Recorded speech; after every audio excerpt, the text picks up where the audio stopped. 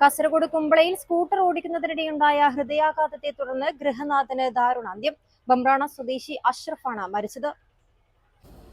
Kasaragod കുമ്പളയിൽ scooter ഓടിക്കുന്നതിനിടയിൽ ഹൃദയാഘാതം സംഭവിച്ചതിനെ തുടർന്ന് ഗൃഹനാഥൻ മരിച്ചു.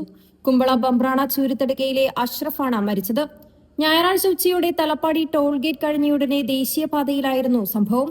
മംഗളൂരുവിലേക്ക് സ്കൂട്ടർ ഓടിച്ചു പോവുകയായിരുന്നു അഷ്റഫ്. ടോൾ ഗേറ്റ് കഴിഞ്ഞയുടനെ ഹൃദയാഘാതമുണ്ടായതായി സംശയിക്കുന്നു. സ്കൂട്ടർ വീണ് കിടക്കുന്ന നിലയിലും അഷ്റഫിനെ ഫുട്പാത്തിൽ കിടന്ന നിലയിലുമാണ് കണ്ടത്.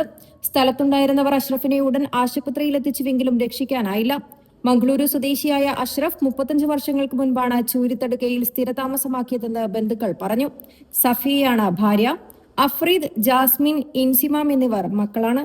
News 14 live Kasaragod. Kasaragod district cooperative hospital Kumbla 24 മണിക്കൂറും പ്രവർത്തിക്കുന്ന casualty, pharmacy, ICU, NICU, laboratory, digital X-ray, ultrasound scanning, ventilator, labour theatre തുടങ്ങിയ അത്യാധുനിക സൗകര്യങ്ങളോടെ